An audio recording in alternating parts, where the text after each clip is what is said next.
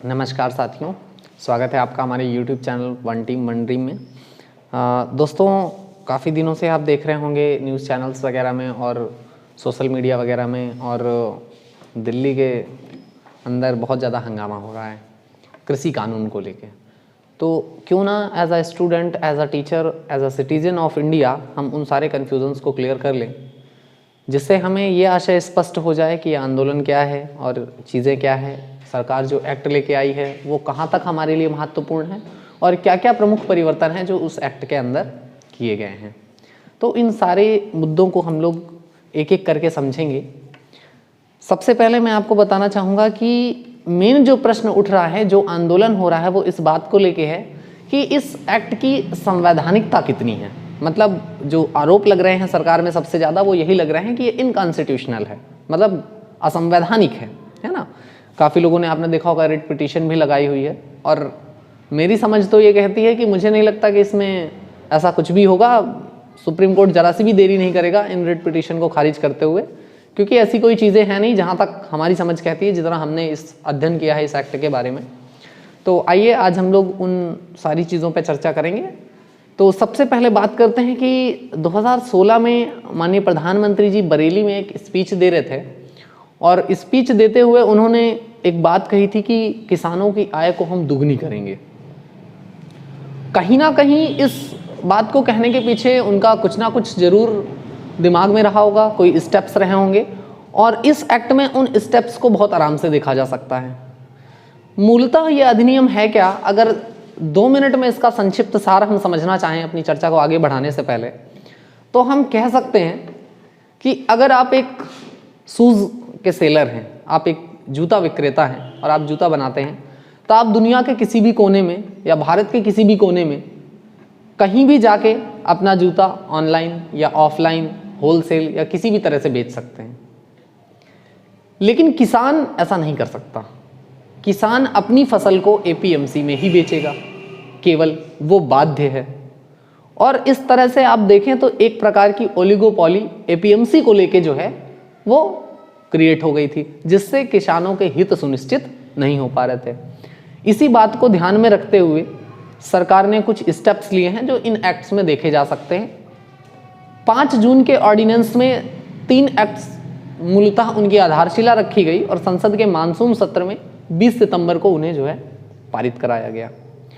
तो जब भारत के हर एक प्रोड्यूसर को, हर एक उत्पादनकर्ता को ये अधिकार है कि वो अपना सामान कहीं भी बेच सकता है, किसी भी व्यक्ति को बेच सकता है, ऑनलाइन बेच सकता है, ऑफलाइन बेच सकता है, तो किसान को ऐसा अधिकार क्यों ना मिले।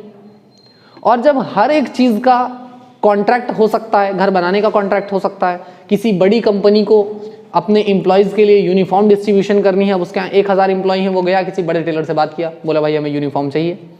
उसने कहा ठीक है, हम आपको बना के दे देंगे, इतने समय में इतने पैसे में बना के देंगे। एक एग्रीमेंट साइन हुआ और उसने बना के सप्लाई कर दिया। जब हर सेक्टर में ये फैसिलिटी अवेलेबल है, तो क्यों ना एग्रीकल्चर सेक्टर में ऐसी फैसिलिटी होनी चाहिए। क्यों ना किसान के फसल उपज होने से पहले उसको मिलने वाली आय सुनिश्चित कर दी जाए। तो इन्हीं कुछ स्टेप्स को ध्यान में रखते हुए मूलतः ये एक्ट लाए गए हैं। आज उनको 1 बाय 1 हम लोग समझेंगे, है ना। तो 3-4 स्टेप्स में हम लोग इनकी बात करेंगे।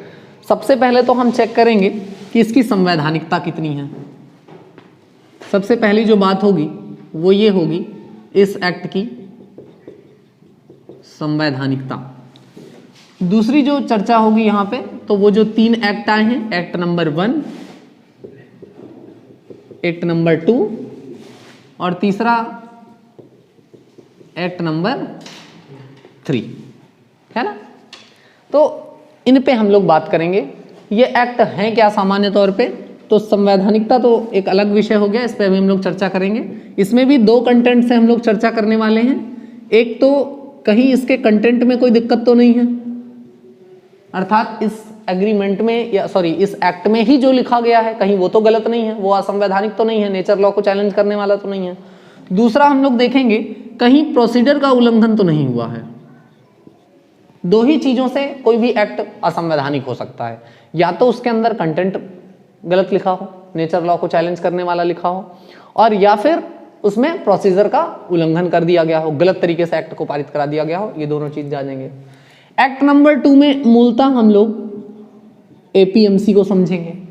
एपीएमसी क्या होते हैं, एपीएमसी का काम क्या होता है, और एपीएमसी से क्या दिक्कतें आ रही थी कृषकों को, वो बातें हम लोग समझेंगे, है ना। अगली जो बात हम करेंगे वो एमएसपी की होगी।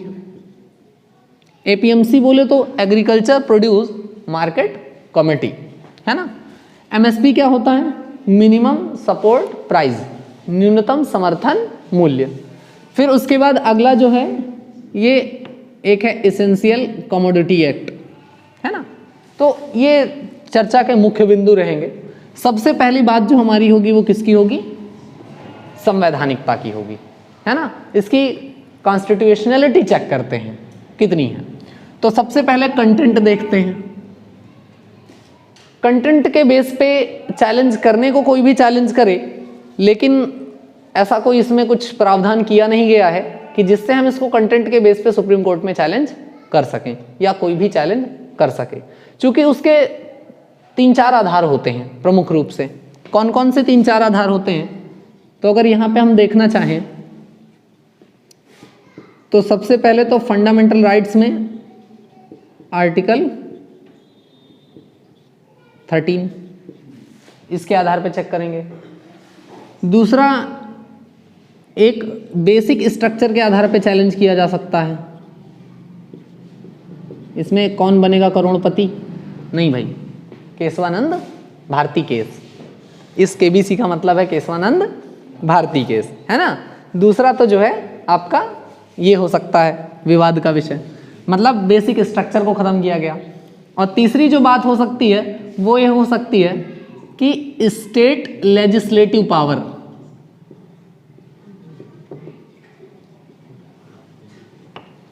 स्टेट लेजिस्लेटिव पावर को चैलेंज किया गया है। यही 3 मेन आधार हैं, है ना। तो सबसे पहली बात होगी कि कंटेंट में कुछ ऐसा तो नहीं है जो फंडामेंटल राइट्स को चैलेंज करता हो। आर्टिकल 13 में लिखा हुआ है कि कोई भी एक्ट, कोई भी लॉज, बायलॉज, ऑर्डिनेंस या कुछ भी ऐसा जो इनके समतुल्य हो, इनके इक्विवेलेंट हो, वो उस सीमा तक खंडित होगा, बेकार हो जाएगा जिस सीमा तक वह मूल अधिकारों को सीमित करता हो। जहां तक मेरी समझ कहती है, इस पूरे एक्ट में कहीं भी ऐसा कुछ नहीं है जिससे फंडामेंटल राइट्स को चोट पहुंचती हो। ठीक। दूसरी बात आती है basic structure of the constitution. संविधान के मूल ढांचे को चोट पहुंचाने वाला तो नहीं है ये एक्ट। दूसरी बात यहां आती है, तो इस एक्ट में ऐसी भी कोई बात नहीं करी गई है जैसी केशवानंद भारती केस में क्या हुआ था। केशवानंद भारती केस में हुआ था कि आपका उनकी संपत्ति को सरकार ने छीन लिया था। केशवानंद भारती चले गए सुप्रीम कोर्ट, काफी लंबे समय तक केस चला। 1973 में उसका 13 जजेस की बेंच, अब तक की सबसे बड़ी संवैधानिक बेंच थी, उसने फैसला दिया, है ना। 7-6 के बहुमत से डिसीजन आया और केशवानंद भारती केस हार गए। लेकिन केशवानंद भारती एक सिक्योरिटी दिला गए कि उसमें सुप्रीम कोर्ट ने एक स्टेटमेंट दे दिया कि आप रीराइटिंग ऑफ द कॉन्स्टिट्यूशन नहीं कर सकते। अमेंडमेंट ऑफ द कॉन्स्टिट्यूशन का राइट है आपको, आप संविधान में संशोधन कर सकते हो। प्लास्टर उखड़ गया, प्लास्टर कर दो, पुताई करवा दो, पेंटिंग का कलर चेंज करवा दो। लेकिन अगर आप सोचे न्यू खुदवा के दोबारा भरवा देंगे, ये नहीं हो सकता। मतलब मूल ढांचे में किसी भी तरह का कोई परिवर्तन नहीं होगा, ये कहा गया था केशवानंद भारती केस में। ये केरल से संबंधित थे मूलतः, अभी इनका निधन हुआ है कुछ दिन पहले, है ना। फिर उसके बाद आता है स्टेट लेजिस्लेटिव पावर। मेन विवाद इसको लेके है कि इसके कंटेंट में जो दिक्कत आएगी, जो असंवैधानिकता इसकी रखी जाएगी, वो इसी के आधार पर रखी जाएगी। स्टेट लेजिस्लेटिव पावर क्या होते हैं उसको आराम से समझते हैं। तो आपको पता है कि भारत के फेडरल प्रिंसिपल के अकॉर्डिंग 3 लिस्ट रखी गई हैं कॉन्स्टिट्यूशन में। कितनी लिस्ट हैं? 3 लिस्ट हैं, है ना। और इन 3 लिस्टों में कौन कौन सी लिस्ट हैं? तो एक है आपकी स्टेट लिस्ट, एक है आपकी सेंट्रल लिस्ट और एक है आपकी कॉन्करेंट लिस्ट। ये 3 सूचियां हैं। इसको रखा किस में गया है? तो ये रखी है शेड्यूल 7 में, अनुसूची 7। संविधान की अनुसूची 7 पढ़ेंगे तो वहां पे क्या लिखा हुआ है? ये सारी अनुसूचियां ही लिखी हुई हैं। आर्टिकल अगर इनसे संबंधित देखना हो तो 246 और 254 देख सकते हैं, है ना। 246 में सूचियां देखने को मिल जाएंगी, और 254 में वो बात लिखी है जिसके बेस पे चैलेंज किया जा रहा है ना। देखिए मूलतः है क्या कि इन तीनों लिस्ट में केंद्र और राज्य के विषयों का आवंटन किया गया है कि किन विषयों पे कानून केंद्र बना सकता है और किन विषयों पे कानून राज्य बना सकता है। जिन विषयों पे राज्य विधानमंडल को कानून बनाने की अनुमति है उसमें केंद्र कानून नहीं बनाएगा, जिसमें केंद्र को अनुमति है उसमें राज्य नहीं बनाएगा। और अगर ऐसा सुपरसीड करता भी है कोई तो वो कानून अपने आप में क्या होगा, असंवैधानिक होगा, पहली बात। दूसरी बात आती है कॉन्करेंट लिस्ट यानी समवर्ती सूची। समवर्ती सूची में कुछ ऐसे विषय लिखे हैं जिसपे संघ भी कानून बना सकता है और राज्य भी कानून बना सकता है। और इन अनुसूचियों के हर कानून में ही लिख दिया गया है कि यदि ऐसी स्थिति आती है कि संघ और राज्य दोनों के कानूनों में कोई मतभेद है, किसी एक चीज को लेकर दोनों ने कानून बना दिया, राज्य ने अपना बना दिया और संघ ने अपना बना दिया, दोनों आपस में क्लैश हो गए, मैच नहीं कर रहे, ऐसी स्थिति में जो मान्य होगा वो किसका कानून मान्य होगा, संघ का यानी केंद्र का। इसे कहते हैं संसदीय सर्वोच्चता का सिद्धांत, जो हमारे संविधान में यूनियन सिस्टम में देखने को मिलता है, फेडरलिज्म में नहीं देखने को मिलेगा, ये आपको यूनियन में देखने को मिलेगा। इसे कहते हैं संसदीय सर्वोच्चता का सिद्धांत। इसी के बेस पे चैलेंज किया जा रहा है इस एक्ट को। मूलतः जो चैलेंज है वो इसी बात का है। स्टेट लिस्ट में अगर एंट्री नंबर 14 देखें, एंट्री नंबर 26 देखें और एंट्री नंबर 27 देखें, इनमें इन सब चीजों का जिक्र किया गया है ना। 14 आपका कहता है कि एग्रीकल्चर जो विषय होगा ये किसका सब्जेक्ट होगा, स्टेट का होगा। एग्रीकल्चर सब्जेक्ट किसका होगा, स्टेट का होगा। अर्थात एग्रीकल्चर से रिलेटेड जो भी कानून बनेंगे कौन बनाएगा, राज्य बनाएगा, ना कि संघ बनाएगा। ठीक। दूसरे में लिखा हुआ है एंट्री नंबर 26 में trade and commerce, trade and commerce है ना। आप लोग चाहें तो साथ साथ नोट्स बनाते चलेंगे जिससे आगे आपको दिक्कत नहीं होगी, है ना। तो अगली जो बात कही गई है वो ट्रेड एंड कॉमर्स कही गई है एंट्री नंबर 26 में। एंट्री नंबर 26 में और 27 में कहा गया है कि इनका जो प्रोडक्शन होगा, डिस्ट्रीब्यूशन होगा, सप्लाई होगा और ट्रेड एंड कॉमर्स होगा, ये सारी चीजें भी किसके अंतर्गत आएंगी, राज्य सूची के अंतर्गत। मतलब इन सभी पे कानून बनाने का जो मूल अधिकार होगा वो किसको होगा, वो राज्य को होगा, ना कि केंद्र को। ठीक। इसी के आधार पे चैलेंज किया जा रहा है। क्यों चैलेंज किया जा रहा है, क्योंकि ये अधिकार राज्य के हैं और स्टेट लेजिस्लेटिव पावर को सुपरसीड करके संघ ने कानून बना दिया। लेकिन इसके लिए थोड़ा सा आप अगर बैकग्राउंड में जाएंगे और कॉन्करेंट लिस्ट का एंट्री नंबर 33 देखेंगे, यानी समवर्ती सूची का entry number 33, concurrent list entry number 33, इसमें क्या लिखा हुआ है, तो इसमें इन दोनों चीजों को उठा के पेस्ट कर दिया गया है। क्या क्या, distribution, production, supply, trade, commerce. Clear. ये किसी और ने नहीं किया। 1954 में थर्ड कॉन्स्टिट्यूशन अमेंडमेंट हुआ था, नेहरू जी की सरकार ने किया था, चूंकि वो भूमि सुधार करना चाहते थे और उसके लिए जरूरी था कि कृषि क्षेत्र में केंद्र को कुछ अधिकार मिले, तभी वो काम कर पाएगी, नहीं तो राज्य अपनी बंसी अपना राग बजाएंगे और फिर संघ उस हिसाब से काम नहीं कर पाएगा जैसे वो करना चाहता है। तो इन्होंने तीसरे संविधान संशोधन के तहत 1954 में ही कॉन्करेंट लिस्ट में क्लॉज 33 यानी एंट्री नंबर 33 जुड़वा दी। इस 33 में वही दोनों 26 और 27 के सब्जेक्ट डलवा दिए और इसी संशोधन में ही 26 और 27 के साथ लिख दिया कि subject to the provision of entry number 33 of the concurrent list. दो टर्म बहुत ज्यादा यूज होती हैं संविधान में, एक तो नॉट स्टैंडिंग विद एनीथिंग, कल शायद हमने इस पर थोड़ी सी बात करी भी थी, और दूसरी होती है subject to the provision of. तो जब भी लिखा हो नॉट स्टैंडिंग विद एनीथिंग, इसका मतलब होता है संविधान में कहीं कुछ भी लिखा हो भाड़ में जाए, उससे कोई मतलब नहीं है, जो ये लिखा है वो सुपरसीड करेगा, मतलब ये सब कुछ है, इसका मतलब होता है नॉट स्टैंडिंग विद एनीथिंग, मतलब कहीं कुछ भी लिखा हो उससे कोई मतलब नहीं है, ये जो हम कह रहे हैं ये माना जाएगा, ठीक।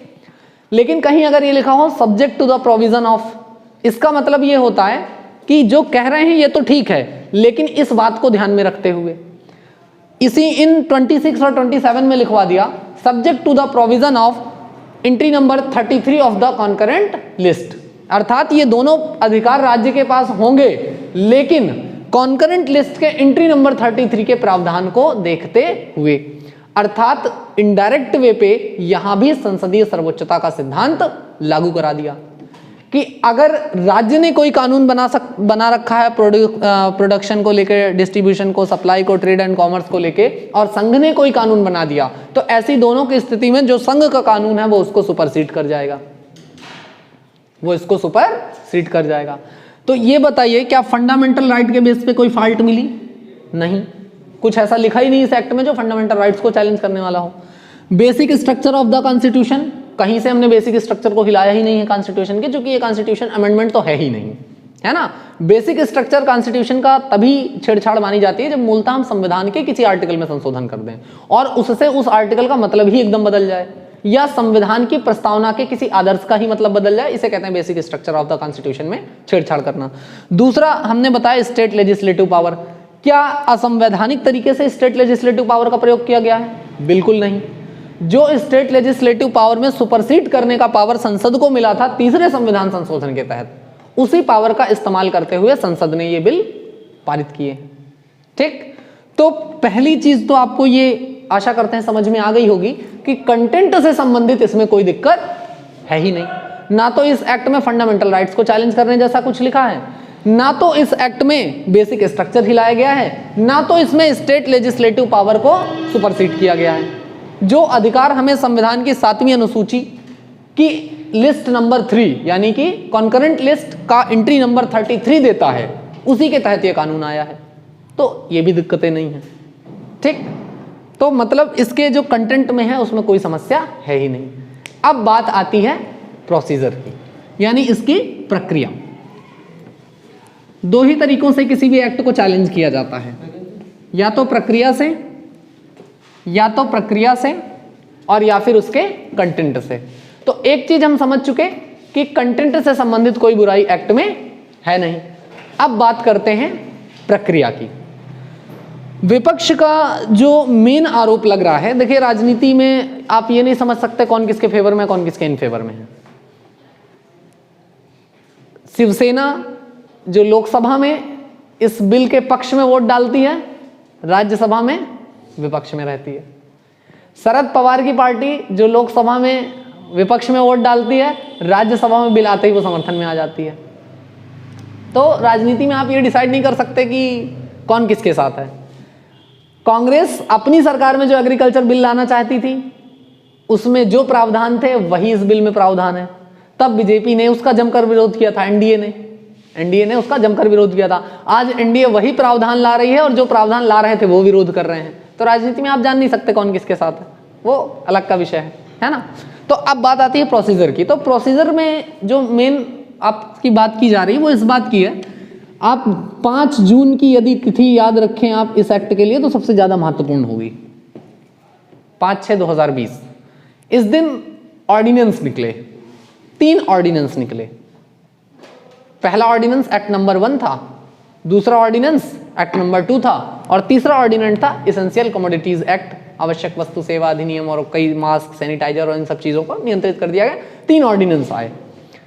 ऑर्डिनेंस क्या होता है? ऑर्डिनेंस पावर का देखो हर सरकार बहुत भर भर के इस्तेमाल करती है, गलत, उसमें कोई कहने वाली बात नहीं है ना। हर सरकार करती है, कोई यही सरकार नहीं या कोई एक विशेष सरकार नहीं, सब करते हैं। ये राजनीति है जहाँ जब किसी राज्य में चुनाव आने वाले होते हैं तो मीठे मीठे प्लान, बढ़िया बढ़िया गुजिया समोसा सप्लाई किया जाता है। जैसे ही सरकार बन जाती है तो 1-2 महीने तक बढ़िया बढ़िया प्लान निकाले जाते हैं कि आपने हमको जिताया है तो ये लो, ये भी ले जाओ, वो भी ले जाओ, चेक भी ले जाओ। जैसे ही 1 साल हो जाते हैं फिर सरकार अपने रंग में आती है, फिर वो कहती है अब मिर्चा भी खाओ, काली मिर्च भी खाओ, ये भी खाओ, वो भी खाओ, अब तो काढ़ा भी पीना पड़ेगा। मतलब फिर वो अपने काम करना शुरू करती है जो उसका मूल मुद्दा होता है ना। जैसे पहली बार एनडीए की सरकार बनी जो मूल मुद्दे थे उन पे काम नहीं किया, क्योंकि उसे पता था कि इतने अभी थोड़ा सा और इंतजार करना चाहिए बड़े डिसीजन के लिए। जैसे ही दूसरी बार सरकार बनी, सरकार बनते ही तांडव मुद्रा में आ गई। राम मंदिर लो, जम्मू कश्मीर लो, 3 तलाक लो, ये लो वो लो। तो ये मूल मुद्दे होते हैं सरकार के, कि वो बीच का जो टाइम होता है किसी भी सरकार का, 5 वर्षों में पहला साल बढ़िया बीतेगा, अंतिम साल बढ़िया बीतेगा, भर भर के योजनाएं लो, भर भर के सुविधाएं लो, लेकिन बीच के जो 3 साल होते हैं वो बहुत खतरनाक होते हैं। उसमें सरकार वो काम करती है जो मूलतः पब्लिक नहीं चाह रही होती है या विपक्ष नहीं चाह रहा होता है, वो वाले काम करती है वो। तो उन्हीं में से कुछ कामों में से एक काम ये भी है, जो सामान्य तौर पे जब किसी बड़ी व्यवस्था में परिवर्तन आता है तो दिक्कतें आती हैं कुछ समय के लिए, लेकिन आगे हम समझते हैं कि वो एकदम बढ़िया चीज हुई। जब औद्योगिकरण किया गया था तो इंडस्ट्रियों के साथ सेम यही हुआ था जो इस समय किसानों के साथ हो रहा है। तब उसका बहुत ज्यादा विरोध हुआ था, लग रहा था देश की अर्थव्यवस्था खत्म हो जाएगी, सब कुछ खराब हो जाएगा, लेकिन आज आप देखें तो धूमधाम से इंडस्ट्रियां चल रही हैं। आज उनको पता चल रहा है कि उस औद्योगिकरण का फायदा क्या मिला। तो इसी तरह आज ये हमारे लिए भले ही समस्या बना हो, किसान का बेटा जो जियो के नेट से यूट्यूब चला सकता है, व्हाट्सएप चला सकता है, इंस्टाग्राम चला सकता है और बाकी सारी चीजें कर सकता है, तो उसे ये अधिकार क्यों नहीं मिलना चाहिए कि उसके खेत में उगने वाली फसल का वो पूरे देश में रेट जान सके, कहाँ रेट अच्छा चल रहा है, और यहाँ से बैठे बैठे वो उस सेलर से परचेजर से कॉन्टैक्ट करे और अपना ट्रांजेक्शन कर ले। ऐसा अधिकार क्यों नहीं मिलना चाहिए किसान को? क्यों वो अपने ही क्षेत्र की एपीएमसी के लिए बंधा हुआ है? एपीएमसी जिसे मूलतः आप लोग मंडी कहते हो, सब्जी मंडी है ना, वो है एपीएमसी। अभी फूड सिक्योरिटी एक्ट पढ़ाएंगे तो उसमें बहुत अच्छे से आप पढ़ेंगे।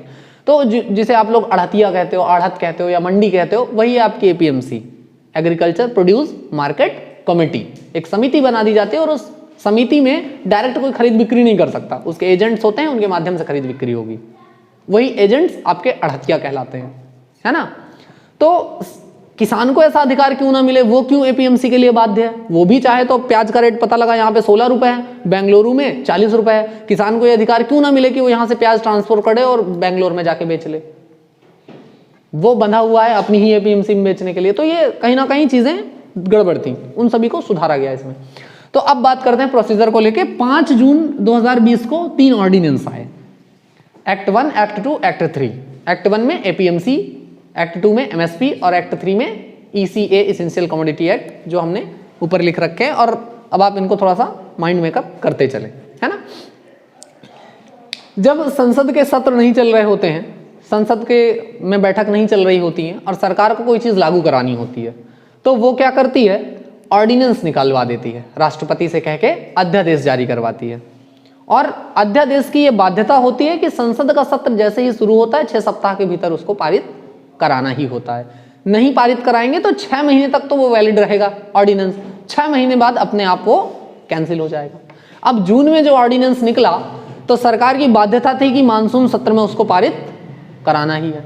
मानसून सत्र में पारित ना होता तो हो सकता है शीत सत्र आते आते वो एक्सपायर हो जाता, और एक्सपायर हो जाता तो दोबारा फिर से, हालांकि सरकार को अधिकार होता है कि दोबारा फिर से ऑर्डिनेंस ले आए, लेकिन सामान्यतः ये अच्छी प्रैक्टिस नहीं मानी जाती, ये मतलब गलत माना जाता है ना, कि पारित करवाने की दम नहीं थी, पारित नहीं करवा पाए तो फिर से ऑर्डिनेंस ले आए, मतलब अब ये ऑर्डिनेंस का दुरुपयोग हो रहा है।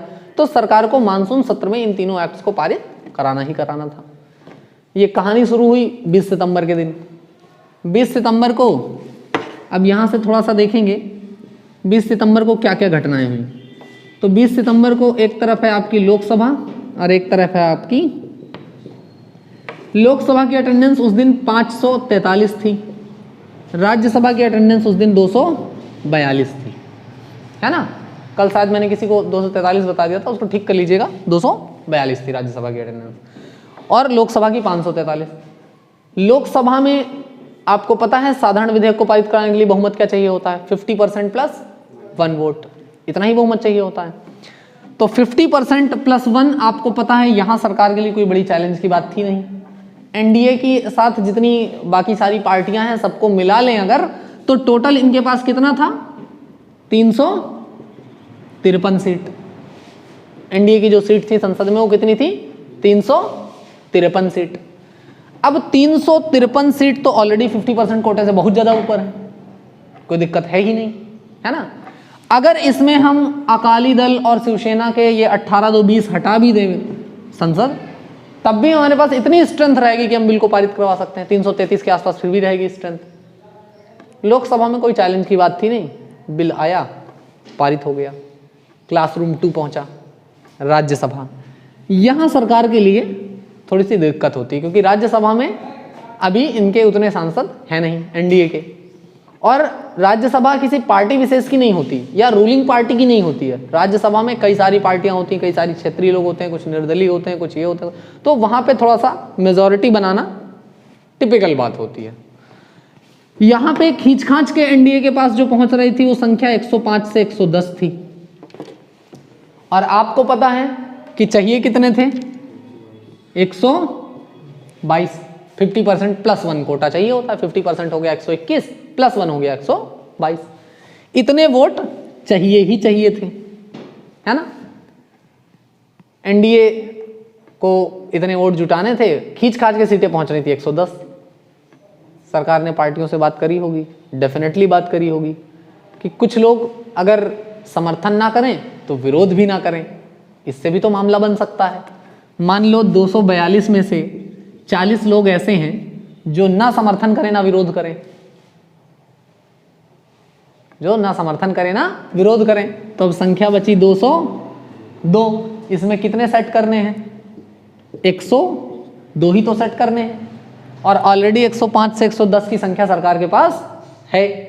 तो ये तरीका हो सकता था, क्योंकि इस राज्यसभा में बिल पारित करने का जो प्रोसीजर है इसी को लेके बार बार प्रश्न उठाया जा रहा है, इसलिए आपको इतना गहराई से समझा रहे हैं इस बात को। हालांकि मैं इस बात से आश्वस्त हूं कि राज्यसभा से पारित कराना सरकार के लिए कोई बड़ा चैलेंज था नहीं, अगर वोटिंग करा भी देते तो। सरकार का पक्ष यह था कि वोटिंग इसलिए नहीं कराई जा सकती, वॉइस वोट इसलिए करवा रहे हैं क्योंकि कोविड की वजह से सोशल डिस्टेंसिंग का पालन हो रहा है, और सोशल डिस्टेंसिंग पालन की वजह से प्रत्येक सांसद अपनी सीट पर बैठा नहीं है, और वोटिंग सिस्टम तो वहीं लगा हुआ है जहां उसकी सीट है, वो अपनी सीट से ही वोटिंग कर सकता है। अब वो वहां बैठा ही नहीं है तो वोट करेगा कैसे। तो एक व्यवस्था होती है हमारे यहाँ वॉइस वोट की, हमारे संसद में एक व्यवस्था है वॉइस वोट, ध्वनि मत। एक बार यस में हाथ उठवा लिए जाते हैं, अध्यक्ष महोदय सरसरी निगाह से काउंट कर लेते हैं, एक बार नो में हाथ उठवा लिए जाते हैं, अध्यक्ष महोदय सरसरी निगाह से काउंट कर लेते हैं। उस दिन भी यही हुआ, यस में हाथ उठवाए गए, नो में हाथ उठवाए गए। अब इसमें ही विवाद है कि उस दिन मेजॉरिटी थी कि नहीं थी, क्योंकि वहां पे कोई काउंट कर नहीं सकता है, वो अध्यक्ष के विवेक पे निर्भर करता है, जो चेयरपर्सन होता है उसके विवेक पे निर्भर करता है कि उसे यस करना है कि नो करना है। उसने मान लिया कि बहुमत है तो बहुमत है, एक्ट हो गया पारित। इतना हंगामा हुआ कि मारपीट हो गई, लोग अपनी कुर्सी से छोड़ छोड़ के बाहर आ गए, बहुत ज्यादा उस दिन हंगामा हुआ संसद में।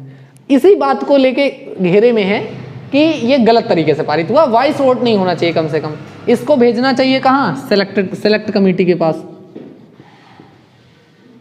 संसद में एक व्यवस्था होती है, अगर कोई बड़ा एक्ट है जिसपे इमीडिएट विचार नहीं किया जा सकता तो आप एक सेलेक्ट कमेटी बना दीजिए, सेलेक्ट कमेटी को वो एग्रीमेंट वो दे दीजिए एक्ट, वो उस पर विचार करेगी, जो जो सुधार करने होंगे या जो सुझाव होंगे वो सरकार को देगी, सरकार उन सुझाव और संशोधनों के साथ उस एक्ट को दोबारा से पारित करवा ले। ये एक प्रोसीजर होता है।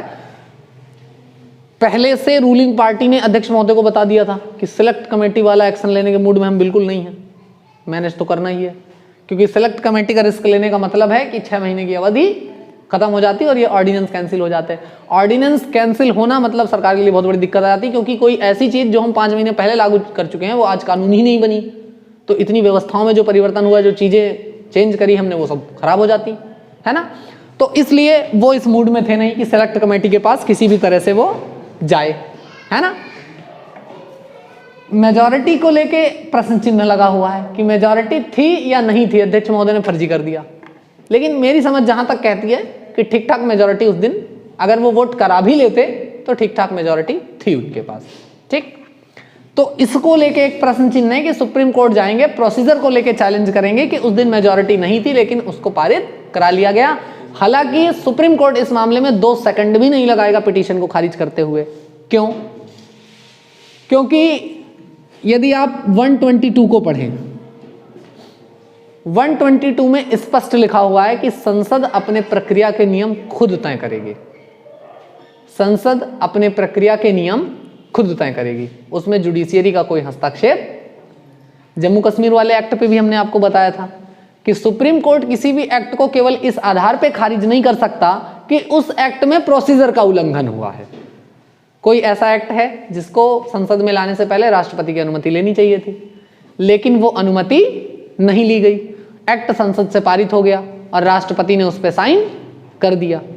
अगर राष्ट्रपति ने साइन कर दिया है तो सुप्रीम कोर्ट इस बात पे एक्ट को खारिज नहीं करेगा कि उसकी पूर्व अनुमति नहीं ली गई थी।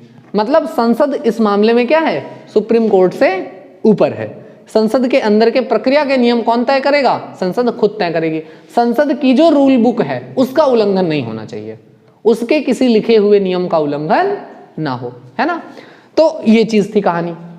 अच्छा, हम मान लेते हैं कि अगर उस दिन मेजॉरिटी नहीं भी थी, हमने मान लिया कि एनडीए के पास उस दिन मेजॉरिटी नहीं थी, गलत तरीके से एक्ट पारित हुआ।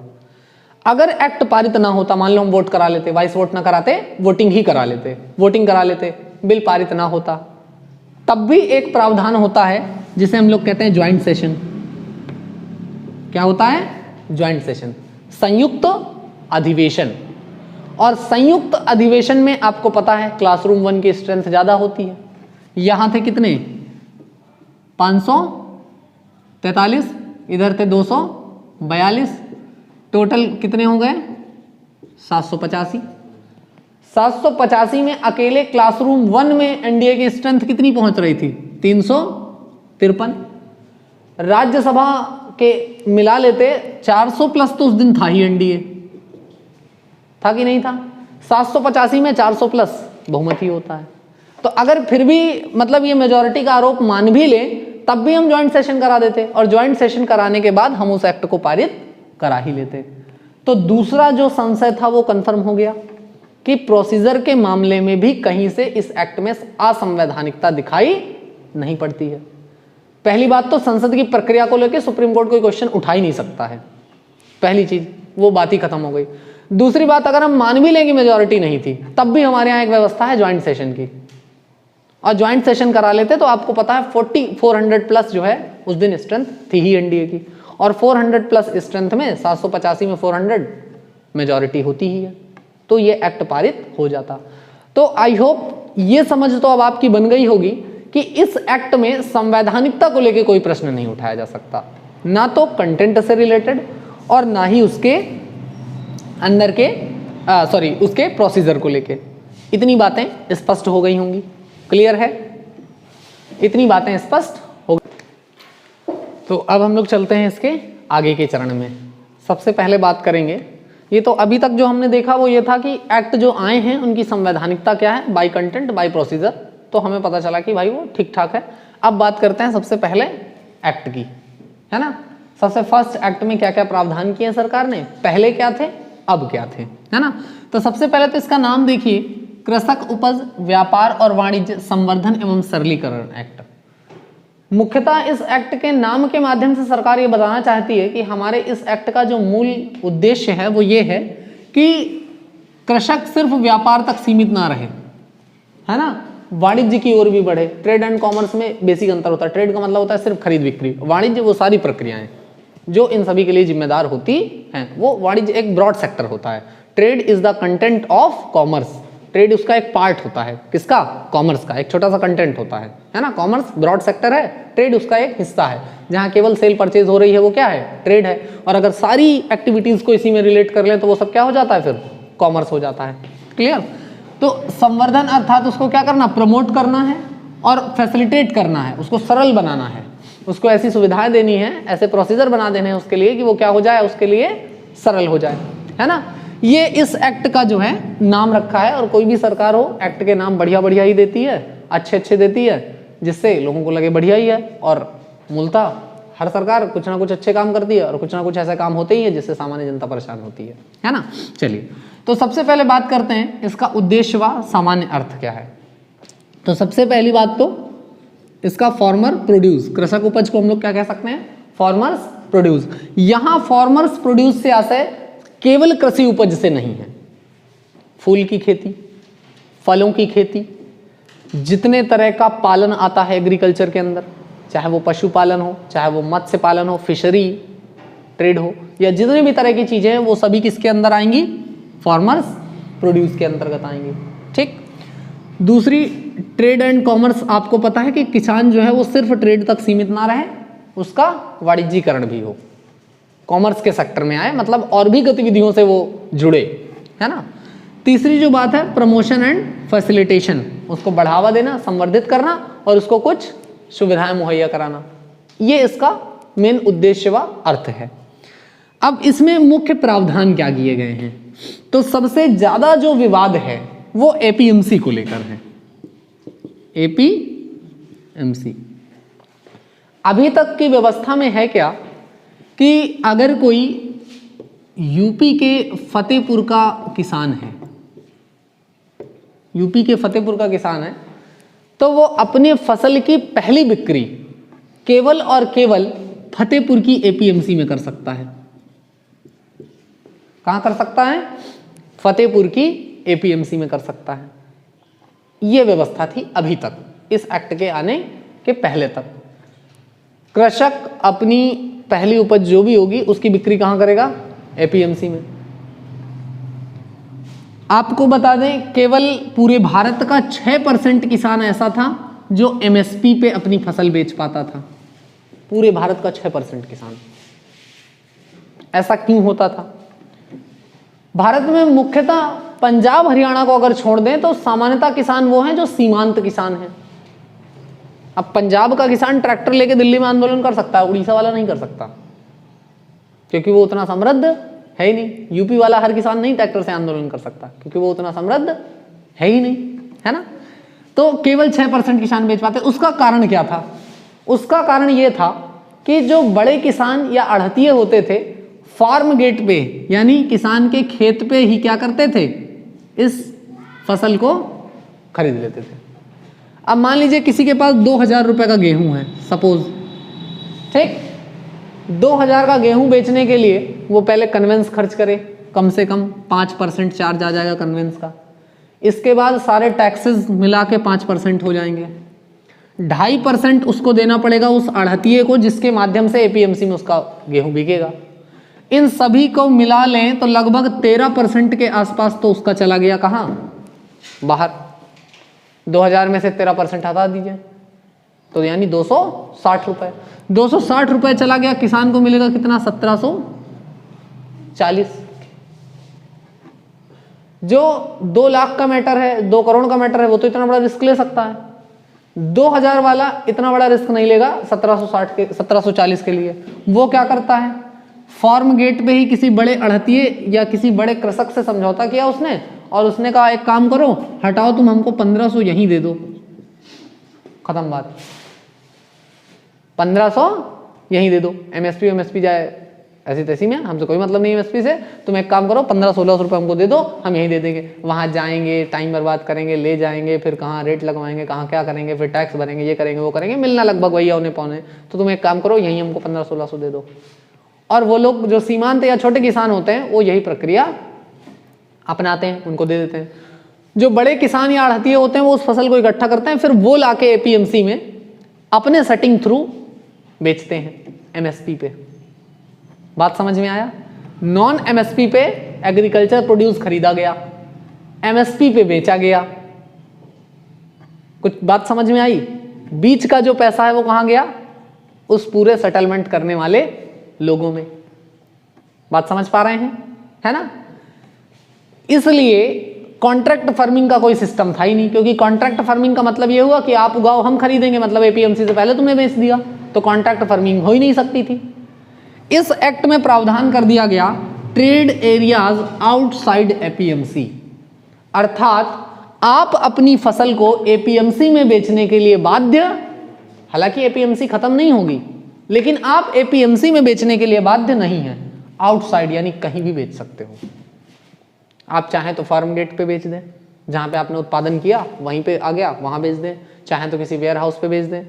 चाहें तो कोई ऐसा फैक्ट्री वगैरह है जिसको पता लगा कोई पार्ले जी बिस्कुट बनाता है, उसको आवश्यकता है गेहूं की, उसने किसान से डायरेक्ट बात किया और किसान से कहा कि भाई हम मार्केट में उठा रहे हैं तो हमको तो 2100 रुपये कुंटल का पड़ रहा है, तुम 1500 रुपये कुंटल का वैसे बेचते हो, 1800 का रेट हमसे ले लो।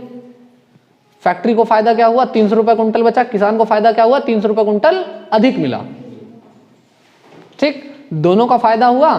तो वो एपीएमसी ना जाकर डायरेक्ट उसने क्या किया? उस फैक्ट्री को बेच दिया। या किसान का बेटा था, अब उसके यहाँ पता लगा कि 25 बीघे खेती है, 7-8-10 कुंटल गेहूं या धान जो भी हुआ है।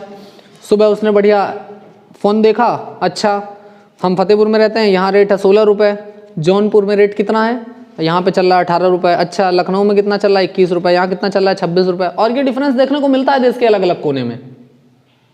उसने डायरेक्ट वहीं के किसी परचेजर से यानी डीलर से बात करी और कांटेक्ट किया, ऑनलाइन पेमेंट हो गया और बाई ट्रांसपोर्ट सामान पहुंच गया। ट्रांसपोर्ट से हम क्या क्या नहीं मंगवाते हैं। जब देश के एक कोने से कोयले की खुदाई करके दूसरे कोने में भेजी जा सकती है बाई ट्रांसपोर्ट, तो फिर कुछ भी हो सकता है, उससे ज़्यादा टिपिकल थोड़ी है। लौह अयस्क हम भेजते ही हैं, दुनिया की खाने पीने की सामान जो फूड प्रोसेसिंग के बाद बनती है वो हम भेजते ही हैं। हर जगह हॉर्लिक्स बॉर्नविटा हर शहर में बनता है क्या? नहीं बनता है। हमने उसके लिए एक मैकेनिज्म बनाया है, डिस्ट्रीब्यूशन मैकेनिज्म। उसके तहत एक जगह प्रोडक्शन होता है, पैकिंग होती है, देन सप्लाई होती है, डिस्ट्रीब्यूशन होता है। तो इसी तरह फार्मर्स के लिए क्यों ना ये व्यवस्था हो ताकि उसको उचित रेट मिल सके। इसलिए इन्होंने क्या कर दिया, ट्रेड एरियाज आउटसाइड एपीएमसी। अब ये जो आपकी एग्रीकल्चर प्रोड्यूस मार्केट कमेटी है, जो मंडी है, आप वहां बेचने के लिए बाध्य नहीं है। आप चाहें तो मंडी में बेचें, विकल्प है आपके लिए, है ना। और हाँ, ये भी जो 1740 मिलता है इसके लिए 3-4 महीने इंतजार करना पड़ता है, ये तुरंत नहीं मिलते हैं। और वो 1500 नगद मिल रहे थे। अब बताइए 2000 वाला किसान 1500 नगद लेना पसंद करेगा या 1740 3 महीने बाद लेना पसंद करेगा?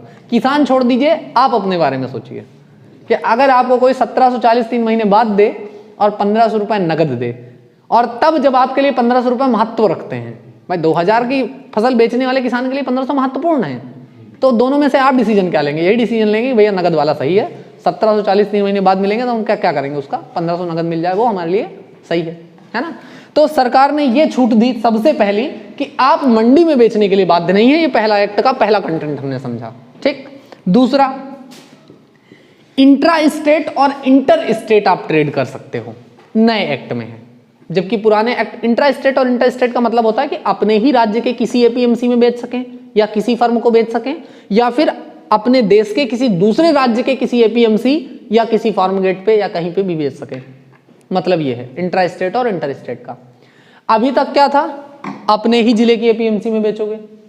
अब क्या है, आप देश के किसी भी कोने में किसी भी वेयर हाउस को, किसी भी इंडस्ट्री को, किसी भी फर्म को, किसी भी कंपनी को, किसी भी व्यक्ति को, सिर्फ उसके पास पैन कार्ड हो, आप उसको ये सेलिंग कर सकते हो। तो किसान के लिए ऑप्शन और खुल गए या बंद हो गए? खुल गए। बड़ी बड़ी इंडस्ट्रीज जो मार्केट से, बड़े बड़े उद्योग, बड़े बड़े खाद्य फूड प्रोसेसिंग जो इंडस्ट्रीज थी जो मार्केट से ले रही थी, उनको तो वो महंगा ही पड़ रहा था। किसान से डायरेक्ट उठाएंगी, सस्ता पड़ेगा। अभी तक वो नहीं उठा सकती थी क्योंकि एक कंडीशन दिक्कत कर रही थी उनके लिए, है ना। ये है। फिर उसके बाद ऑनलाइन ट्रेड। इस व्यवस्था के आने से एक व्यवस्था और जन्म लेगी कि ऑनलाइन ट्रेड कर सकते हो आप। जो कृषक उपज हैं उनको आप क्या कर सकते हो, ऑनलाइन आप बेच सकते हो, है ना। तो जब सारी चीजें हम ऑनलाइन खरीद बेच सकते हैं तो सिर्फ किसान के साथ अत्याचार क्यों? हमें नहीं चावल उगाना, हमें नहीं गेहूं उगाना, हमने गुलाब उगाए, अंग्रेजी गुलाब उगाए। अब चूंकि हम रहते हैं फतेहपुर में, यहाँ कोई खरीदने वाला है नहीं, हमने उसके बढ़िया पूरे खेत की फोटो क्लिक करी, एप्लीकेशन में डाली, रेट वेट तो जब हम ब्रीड्स लेने गए होंगे, सीड्स लेने गए होंगे तो हमने देखा ही होगा उसका क्या रेट है, क्या है। एक एवरेज रेट डाला, वो किया। अब कोई डीलर बैठे देख रहा था, उसके मोबाइल में टिंग हुआ, अब वो फूल का व्यवसायी, उसने देखा, उसने कहा अच्छा ये तो अच्छी किस्म का है या मेरे लेवल का है, उसने तुरंत उस पर क्लिक किया, रेट वेट देखा, आपसे बात करी, ट्रांजेक्शन हो गया। आपने ट्रांसपोर्टेशन किया और वो पैसा सीधा पैसा अकाउंट में आपके पास आ गया और चीज़ आपने यहाँ से सप्लाई कर दी। ये सोचने में अभी मुश्किल लग रहा होगा, लेकिन जब फ्लिपकार्ट, शॉपक्लूज, अमेजॉन शुरू हुई थी तब आपको ये भी तो मुश्किल लग रहा था। आज एकदम सामान्य है। आज नॉर्मल सी बात है, हमको एक किताब खरीदनी होती है तो मैं स्टेशनरी नहीं जाता हूँ, मोबाइल खोलता हूँ, कोई एक ऐप खोला, उसमें बुक का नाम सर्च किया, अगर वो अवेलेबल है, रेट वेट गया भाड़ में, चीज़ हमको मिल रही है, समय बच रहा है। आज की डेट में ये महत्वपूर्ण है। आज की डेट में पैसा महत्वपूर्ण नहीं बचा है, समय महत्वपूर्ण बचा है। समय बर्बाद नहीं हो रहा है, पता लगा, देखा ये बुक अच्छी लग रही है, अच्छा ठीक है, ऑर्डर कर दिया, बुक आ गई। अब ये कितनी सामान्य बात है। जब इसकी कल्पना की गई थी तो लोग कह रहे थे अरे ऐसे कैसे, पैसा ना चला जाए कहीं, पैसा ना मार जाए, ये ना हो जाए, वो ना। एक कल्पना थी तब दिक्कत हो रही थी, तो ऐसे ही आज ये कल्पना है इसलिए समस्या आ रही है। एक समय आएगा जब हम इसको जमीन पे उतार लेंगे। हो सकता है आज से 4-5 साल बाद ऐसा हो जाए कि एक किसान का बेटा सुबह उठे, ऐप में देखे, अपने गेहूं का रेट लगाए और सीधा अकाउंट में पैसा आए और वो ट्रांसपोर्ट करके उसको भेज दे। आज से 3-4 साल बाद ऐसा मैकेनिज्म बन जाएगा, है ना। तो ये ऑनलाइन ट्रेड के लिए रास्ता खुल गया। दूसरी जो बात है, नो टैक्सेस। अगर आप एपीएमसी में बेचते हो तो आपको सरकार को सेस देना होता है, कई सारे टैक्सेस देने होते हैं। लेकिन अगर आप एपीएमसी के बाहर बेचोगे तो एपीएमसी के बाहर जो भी व्यक्ति खरीद या बिक्री कर रहा है उसको किसी प्रकार का कोई टैक्स देना, तो कहीं ना कहीं 1740 से आपकी इनकम बढ़ के कुछ ऊपर जाएगी, क्योंकि इसमें वो 5% भी तो शामिल है जो हम सरकार को दे रहे थे, जो टैक्स हम दे रहे थे, ठीक है ना। तो और ये प्रैक्टिसेस कोई नई नहीं है, बिहार में हम लोग कर ही रहे हैं, महाराष्ट्र में हम लोग कर ही रहे हैं। महाराष्ट्र में तो 1100 ऐसी फर्म हैं जो एपीएमसी के अलावा खरीद बिक्री करती हैं। 1800 के आसपास कॉन्ट्रैक्ट फार्मिंग के मॉडल हैं जो खरीद बिक्री कर ही रहे हैं। यदि आप 2019 के आंकड़े उठा के देखेंगे तो 48,000 करोड़ का खरीद बिक्री किया है एपीएमसी ने, तो लगभग 11,000 करोड़ का खरीद बिक्री किया है इन आउटसाइड ट्रेड एरियाज ने, मतलब 22% के आसपास का। कितना बड़ा आंकड़ा है ये, है ना। तो इस प्रकार से महाराष्ट्र में धूमधाम से व्यवस्था चल ही रही है। जब आई थी वहां भी हंगामा हुआ था, बिहार में ये व्यवस्थाएं चल ही रही हैं, जब वहां पे आया थी वहां भी हंगामा हुआ। बिहार में तो लगभग एपीएमसी खत्म है, बिहार में एपीएमसी लगभग खत्म है, बहुत ज्यादा अस्तित्व तो नहीं है उसका, है ना, ये चीज है। तो ऑनलाइन टैक्सेस आपको सरकार को देने नहीं पड़ेंगे। फिर उसके बाद आता है डिस्प्यूट सेटलमेंट मैकेनिज्म। अगर कोई विवाद हुआ तब क्या होगा, तो वो इसमें लिखा हुआ है। तो इसमें लिखा है कि जो सबसे पहले तो क्या होगा कि एसडीएम के पास ये मैटर जाएगा। एसडीएम आप जानते ही हैं, रेवेन्यू से रिलेटेड लगभग काम उसी के पास होते हैं। एसडीएम के पास ये मैटर जाएगा। एसडीएम सबसे पहले कंसिलिएशन बोर्ड बनाएगा। कंसिलिएशन बोर्ड का क्या होता है, एसडीएम उसका मेन अधिकारी होगा, या एसडीएम अधिकारी होगा या वो किसी को ऑथराइज्ड कर देगा, वो होगा। 2 इस पार्टी के लोग होंगे, 2 इस पार्टी के, 5 लोगों के मेंबर एक दिन बैठ के 1 घंटे बात कर लेंगे, जो बीच का रास्ता होगा वो निकल आएगा। कंसिलिएशन बोर्ड बना दिया जाएगा। कंसिलिएशन बोर्ड से भी अगर मामला नहीं सॉल्व होता तब क्या होगा, एसडीएम खुद उस मामले को समझेगा। फिर भी अगर सॉल्व नहीं होता तब ये मामला कहाँ जाएगा, कलेक्टर के पास जाएगा। कलेक्टर मतलब आप लोग समझते ही हैं, है ना। हाँ, इसमें एक चीज है, आप इन सारे केसेस के लिए कोर्ट नहीं जा सकते हैं। कोर्ट का ऑप्शन सरकार ने नहीं दिया है किसानों को।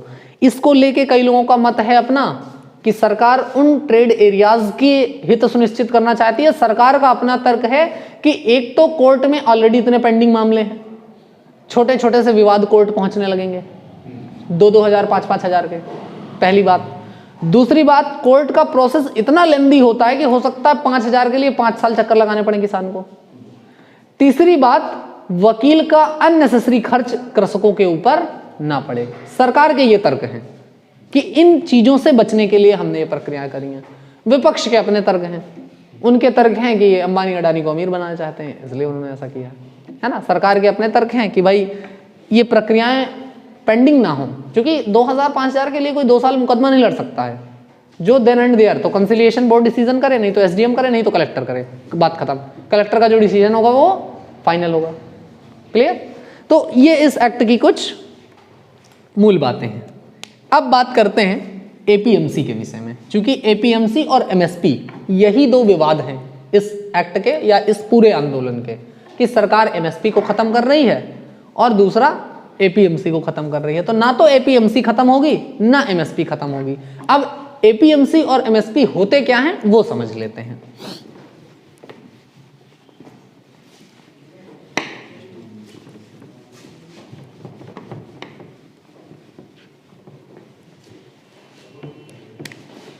सबसे पहली बात आती है APMC, agriculture produce market committee. इसे जनरल भाषा में आप लोग आढ़त या मंडी कहते हैं। आढ़त या मंडी कहते हैं, ठीक। जनरल भाषा में, हम लोगों की भाषा में क्या कहते हैं, आढ़त या मंडी कहते हैं, है ना। एपीएमसी को फुल फॉर्म क्या होगा, एग्रीकल्चर प्रोड्यूस मार्केट कमेटी। अब इसमें 2-3 विषय हैं जिनको समझना होगा हम लोगों को। Y APMC. एपीएमसी क्यों जरूरी है ना। इससे पहले एक और स्टेप रख लेते हैं, what is APMC and why APMC. अगला स्टेप इसका रख लेते हैं कि इसके बेनिफिट्स क्या क्या हैं,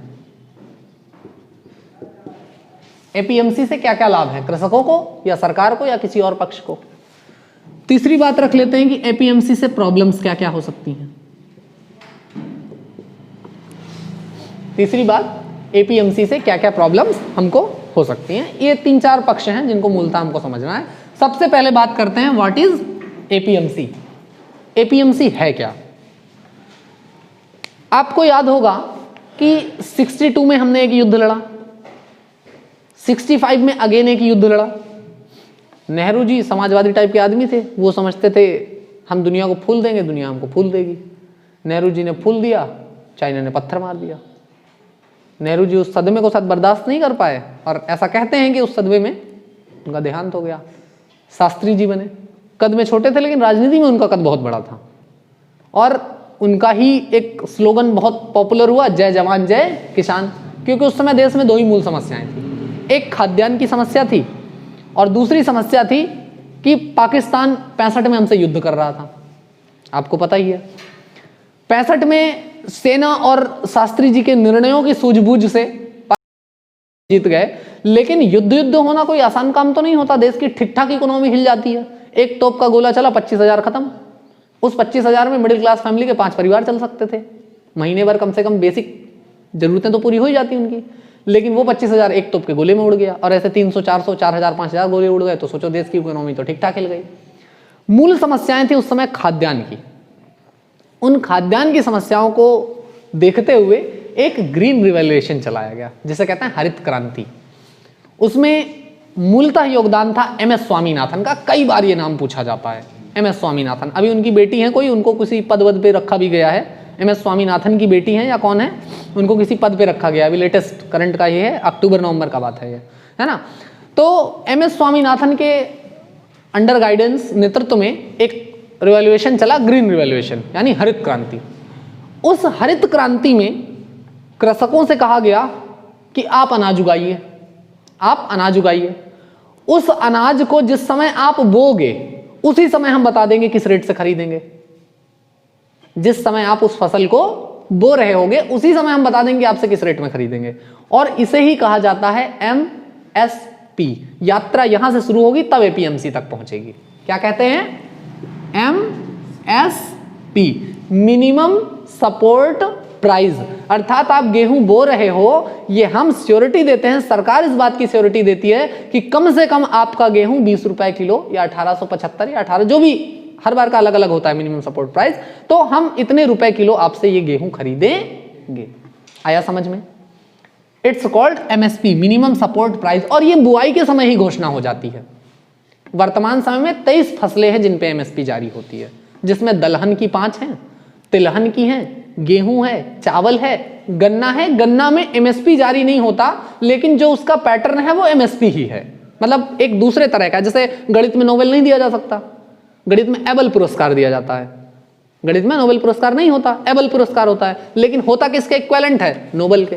तो इसी प्रकार गन्ने में MSP नहीं जारी की जाती है, लेकिन जो जारी की जाती है उसका वही आशय है जो MSP का आशय है। तो इस प्रकार से टोटल 23 ऐसी फार्मर्स प्रोड्यूस हैं जिन पे MSP जारी की जाती है।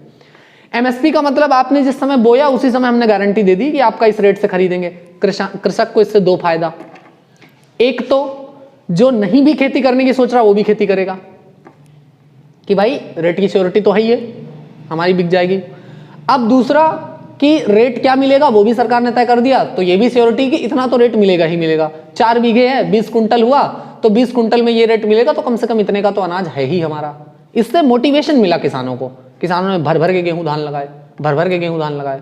कंडीशन ये हुई कि कम से कम हमारा देश जो खाद्यान्न पे अमेरिका पे निर्भर था वो अब सेल्फ डिपेंडेंट हो गया। और ये अब का इन द सेंस 73 के टाइम पे ही, 65-65 के आसपास ये कार्यक्रम चलाया गया। और 73 आते आते, शास्त्री जी तो 66 में ही चले गए खैर, लेकिन 73-72 आते आते स्थितियां एकदम सामान्य हो गई। खाद्यान्न हमारे लिए बहुत बड़ा चैलेंज नहीं था, क्योंकि गेहूं चावल हम भारी मात्रा में उगाने लगे थे। लेकिन अब समस्या एक हो रही थी डिस्ट्रीब्यूशन की। खाद्यान्न उग तो रहा था, किसी किसान के पास 20 कुंटल गेहूं तो पड़ा था, लेकिन कोई आदमी भूखा मर जा रहा था। क्यों? क्योंकि डिस्ट्रीब्यूशन प्रॉपर नहीं हुआ। डिस्ट्रीब्यूशन प्रॉपर हो, इसके लिए एक एक्ट बनाया गया,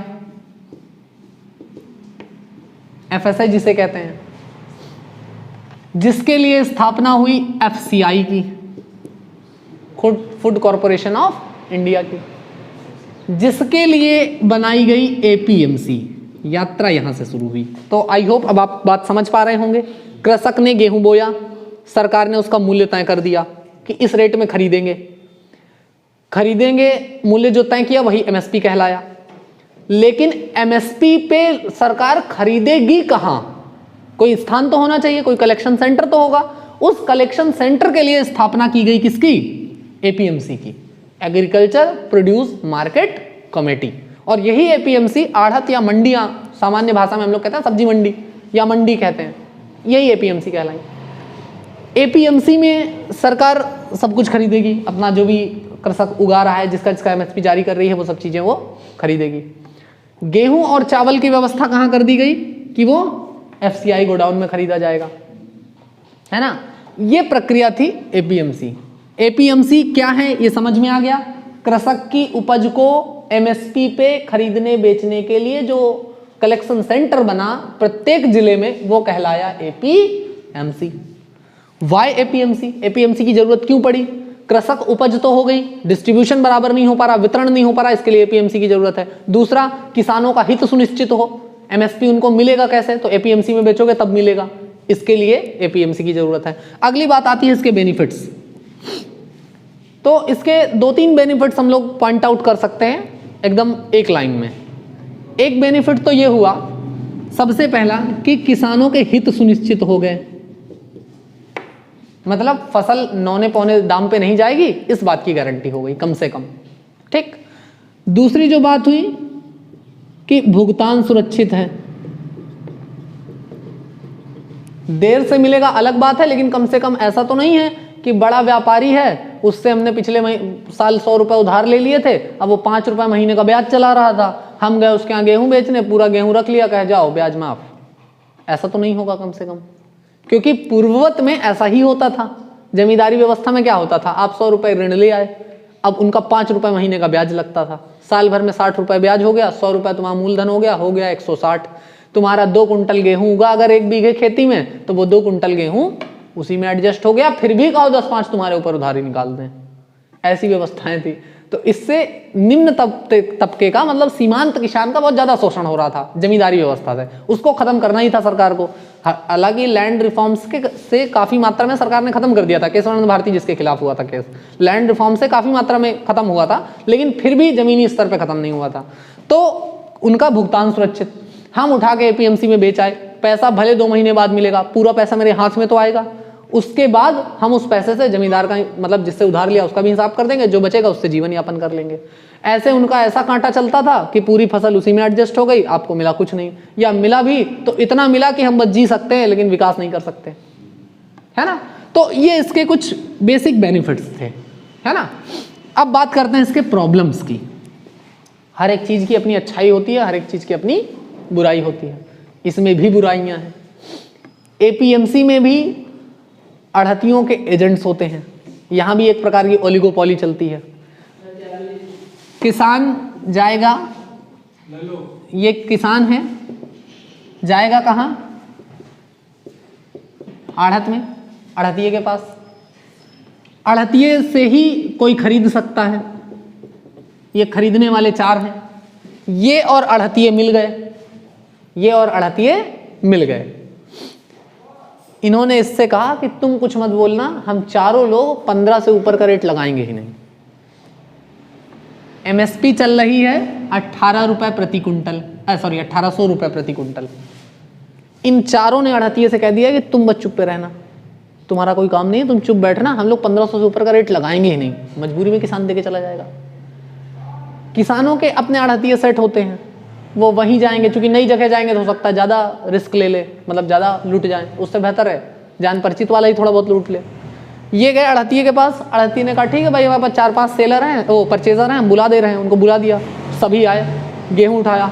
हमें यार कैसा गेहूँ है रखो, ये तो इसका डिमांड ही नहीं मार्केट में, और डिमांड है भी तो 15 से ऊपर रेट थोड़ी लगेगा इसका। चारों ने इसी तरह गुल्ली सेट कर दी।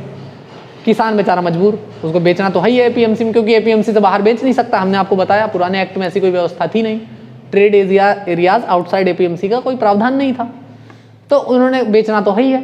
तो उन्होंने ऐसे उठाया, देखा 15 का रेट लगाया। किसान क्या करेगा, थोड़ी देर इधर उधर सोचेगा, फिर कहेगा चलो ठीक है, अच्छा 1500 का रेट दे दो, किसान बेच के चला गया। अब अड़हतिये से कहा देखो मार्केट में रेट 1800 का है, लेकिन किसान से तुमने 1500 का ही लिया है, तो तुमको 1800 का रेट थोड़ी हम देंगे, तुमको हम देंगे 1650 का रेट, 150 तुम खाओ 150। तो जो उसका बिल फटा वो एमएसपी पे फटा, लेकिन किसान को क्या मिला 1500, जो उसको फर्म रेट पे मिल सकता था। उसने इतना रिस्क लिया, ट्रांसपोर्टेशन किया, ये किया वो किया, सारी कहानी खत्म हो गई, उसकी तो बेकार हो गई सारी चीजें। समझ पा रहे हैं बात को, क्या प्रॉब्लम थी इसमें। दूसरी प्रॉब्लम बताते हैं। किसान गया एफसीआई, एफसीआई क्या बेचने जाएगा, गेहूं चावल। सरकार के गोडाउन्स होते हैं कि किसान के पास फसल है तो तुम परेशान ना हो, तुम फेंकने की जरूरत नहीं है, नौने पौने रेट में मत दो, एफसीआई के गोडाउन में बेच दो। किसान ट्रक में या ट्रैक्टर में 20 बोरा 50 बोरा लदा के गेहूं और चावल ले आया। एफसीआई में साहब लोग बैठे होते हैं। ये तंत्र की खराबी समझे, अच्छी समझे, और ये आज से नहीं बहुत दिन से चला आ रहा है। साहब लोग बैठे होते हैं, साहब ने देखा अच्छा किसान, हाँ बताओ भाई क्या है, बोले वो साहब गेहूं लाए थे बेचना था, अब आज तो नहीं हो पाएगा, 3 दिन बाद आना, क्योंकि आज स्टोर देख रहे हो ऑलरेडी इतना भरा है, जब तक ये जाएगा नहीं हम नया कैसे खरीद लें, हमारे पास जगह ही नहीं है स्टोर पे रखने की, देख रहे हो सब बाहर गेहूं पड़ा हुआ है अभी लोगों का, तो अभी तो है नहीं, 3 दिन बाद आना। अब जो बेचारा ट्रैक्टर से आया है 100 किलोमीटर से 80 किलोमीटर से एफसीआई के गोडाउन, एफसीआई आया है, क्या वो इस स्थिति में होगा कि 3 दिन वो उस ट्रैक्टर का भाड़ा भर सके या वापस जाके 3 दिन बाद फिर आ सके। दोनों ही तरह में नुकसान किसका है, किसान का ही है, 3 दिन रुकने में भी, वापस जाके आने में भी। 3 दिन बाद भी वो आएंगे तो क्या गारंटी है कि साहब खरीद ही लेंगे, फिर हो सकता है उनकी लैंग्वेज यही हो। अब उन्हीं साहब लोगों के एजेंट्स बाहर घूमते रहते हैं, वो एजेंट्स कहते हैं कि अच्छा गेहूं है क्या, अच्छा क्या हुआ गोडाउन में नहीं लिया, अच्छा अब भाई एमएसपी तो हम नहीं दे पाएंगे, अगर तुमको देना है तो भाई 1600 में दे दो, क्या बताएं देना है 1600 में। किसान के पास 2 ऑप्शन है, एक या तो वापस जाए या 3 दिन बाद आए, गारंटी नहीं कि बिक जाएगा। दूसरा, और उसका भुगतान मिलेगा 3-4 महीने बाद, जो एफसीआई में बिकेगा उसका भुगतान मिलेगा 3-4 महीने, नगद कैश तो मिलेगा नहीं। जो आदमी 1600 दे रहा है वो कह रहा है तुम तुरंत गिन लो, तुम 20 बोरा उतारो ये लो पैसा। किसान के लिए, किसान को छोड़िए, आप उस जगह होंगे क्या करेंगे, 1600 नगद वाला सही समझेंगे, जाएंगे आएंगे भाड़ा लगाएंगे, 3 दिन बेकार होगा, 2 दिन खराब होगा, गारंटी बिकेगा कि नहीं बिकेगा, उससे बेहतर है 1600 नगद ले लो, क्योंकि भुगतान मिलेगा 3 महीने बाद। सामान्यतः 3-4 महीने लग ही जाते हैं भुगतान होने में, है ना। किसान ने उसको भेज दिया 1600 में। एजेंट अंदर गए, साहब से कहा साहब 20 कुंटल है, लाओ लाओ लगवाओ उतराओ, हाँ 3 नंबर में रखवाओ, रख गया। बिल फटा एमएसपी पे, किसान को क्या मिला 1600। बात समझ पा रहे हैं, ये बुराइयां थी एपीएमसी की। उसका कारण ये इतनी धांधलेबाजी इसलिए ज्यादा चल रही थी क्योंकि मजबूर है किसान, उसके अलावा कहीं बेच नहीं सकता। तो पहले एक्ट में ये इतनी बातें तो हमको स्पष्ट हो गई कि अब किसान कहीं भी अपनी फसल बेचने के लिए स्वतंत्र है, ऑनलाइन बेचने के लिए स्वतंत्र है, इंटर स्टेट इंट्रा स्टेट बेचने के लिए स्वतंत्र है। डिस्प्यूट सेटलमेंट मैकेनिज्म में एसडीएम से लेकर कलेक्टर तक की पावर है, जुडिशियरी को छोड़ के। सिविल कोर्ट्स में मामला नहीं जाएगा, जो आपके न्यायालय हैं उनमें मामला नहीं जाएगा, लेकिन एसडीएम से लेकर कलेक्टर तक की लाइन आपकी, पहले तो कंसिलिएशन बोर्ड ही मामले को सॉर्ट आउट कर देगा, कंसिलिएशन बोर्ड नहीं निपटा पाएगा तो एसडीएम निपटा देगा, एसडीएम नहीं निपटा पाएगा तो फिर कलेक्टर निपटा देगा, कलेक्टर से ऊपर जाने का प्रावधान नहीं है, कलेक्टर की रिपोर्ट फाइनल होगी, वो एकदम सुपरसीड ऑर्डर होगा, ठीक, उसके ऊपर कोई प्रावधान नहीं है, ठीक। तो ये इतनी बातें उसमें रहेंगी। यहां तक की चीजें समझ में आ गई, एमएसपी क्या होता है समझ में आ गया, एपीएमसी क्या होता है समझ में आ गया, इससे रिलेटेड सारे डाउट्स आपके क्लियर हो गए। बिहार ने बहुत पहले एपीएमसी के अस्तित्व को खत्म कर दिया था इन्हीं सब चीजों को देखते हुए। महाराष्ट्र ने एपीएमसी को खत्म नहीं किया, लेकिन उसी के जैसे 4 और लोग खड़े कर दिए, तो इनडायरेक्ट वे पे एपीएमसी की ओलिगोपोली खत्म हो गई, एकाधिकार। सपोज मान लीजिए आप सभी के पास गेहूं है और मैं अकेला उसका खरीदार हूं, मैं जिस रेट में कहूंगा आपको बेचना पड़ेगा, या मेरे एजेंट जिस रूप में कहेंगे, जिस रेट में कहेंगे उस रेट में आपको बेचना पड़ेगा। हमारे ही जैसे 10 लोग और आ गए, अब आपके पास ऑप्शन होंगे, ऑप्शन होंगे तो झुकने की कंडीशन होगी मेरे पास कि अगर हम नहीं थोड़ा सा टॉलरेट करेंगे तो फिर चीजें हो सकता है कि हमारे हाथ से निकल जाए, किसी दूसरे के हाथ में चली जाए। ये रिस्क होगा, है ना। ये रिस्क होगा तो किसानों के ऊपर हो रहे शोषण में थोड़ा बहुत तो लगाम कम से कम लग जाएगी। क्लियर हुआ? इतनी चीजें समझ में आई। ठीक, अब पढ़ते हैं जरा इस एक्ट की अच्छाइयां क्या क्या हैं। अभी तो हम एपीएमसी की अच्छाइयां बुराइयां समझ रहे थे। अब जो हमने एक्ट नंबर पहला देखा था, कृषक उपज व्यापार एवं संवर्धन एवं सरलीकरण अधिनियम, ठीक, इसकी अच्छाइयां देखते हैं क्या क्या है।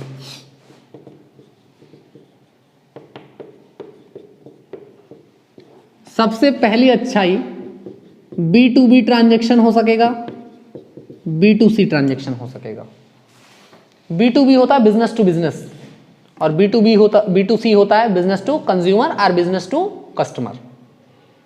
ठीक, बिजनेस टू कंज्यूमर हो सकता है, बिजनेस टू कस्टमर हो सकता है, B2B बिजनेस टू बिजनेस हो सकता है। एक छोटा किसान एक बड़े किसान को फसल बेच पाएगा अपने मनचाहे रेट पे, क्योंकि उसके पास विकल्प होगा कि वो कहीं भी बेच सकता है। दूसरा, एक किसान डायरेक्ट कंज्यूमर को, कंज्यूम करने वाले को, पार्ले जी बिस्कुट वाला है, उसको 20 कुंटल धान चाहिए, गेहूं चाहिए, वो क्या है, कंज्यूमर ही तो है उसका। भले वो खाएगा नहीं लेकिन अपने प्रोडक्शन में उसको खपाएगा तो कंज्यूमर ही हुआ, है ना। जो अंतिम रूप से उसका प्रयोग करे वो कंज्यूमर होता है। तो गेहूं को पीस के आटा बनाएगा, आटे से बिस्किट बना देगा, बात खत्म, कंज्यूम हो गया आटा। ठीक, अब बिस्किट के कंज्यूमर मार्केट में जो लोग खरीदेंगे वो होंगे, है ना। तो डायरेक्ट वो इनको बेच सकेगा। तो सबसे पहला जो इसका फायदा ये है कि B2B और B2C की लाइन खुल सकेगी, जो अभी तक सारे व्यवसाय में थी, केवल एग्रीकल्चर को छोड़ के। तो जब सभी में ऐसी फैसिलिटी है, एक जूता बनाने वाला डायरेक्ट आपको जूता बेच सकता है शॉपक्लूज के थ्रू, अमेजॉन के थ्रू। एक कपड़ा सिलने वाला डायरेक्ट अपना कपड़ा आप तक बेच सकता है, डायरेक्ट अपना कपड़ा रिलायंस ट्रेंड को बेच सकता है, वी-मार्ट को बेच सकता है, आपको बेच सकता है, डायरेक्ट बेच सकता है। लेकिन किसान अपनी फसल नहीं बेच सकता आपको डायरेक्ट। ऐसा क्यों भाई? तो ये दिक्कतें थी, इस दिक्कतों को दूर कर दिया गया, B2B और B2C बिजनेस स्टार्ट हो जाएगा। दूसरी जो इसकी प्रमुख अच्छाई होगी, इंटर स्टेट इंट्रा स्टेट के लिए लाइन खुल जाएगी। आप अपना बिजनेस चाहे आप अपनी कृषि उपज चाहे फतेहपुर में बेचें, कानपुर में बेचें या मध्य प्रदेश के किसी राज्य में किसी शहर में बेचें, इसकी बाध्यता खत्म हो गई है। अभी तक ये बाध्यता थी, अपने ही शहर में बेच सकते हो। ठीक, तीसरी जो इसकी अच्छाई होगी मेन, बेटर कंपटीशन, एक अच्छी प्रतियोगिता जन्म लेगी। किसके बीच? एपीएमसी और उन सारे ऑर्गेनाइजेशंस के बीच जो एपीएमसी के स्थान पर कृषक उपज खरीदेंगे। तुमने गड़बड़ करी तो किसान एपीएमसी के साथ चला जाएगा, एपीएमसी ने गड़बड़ करी तो किसान इनके साथ चला जाएगा।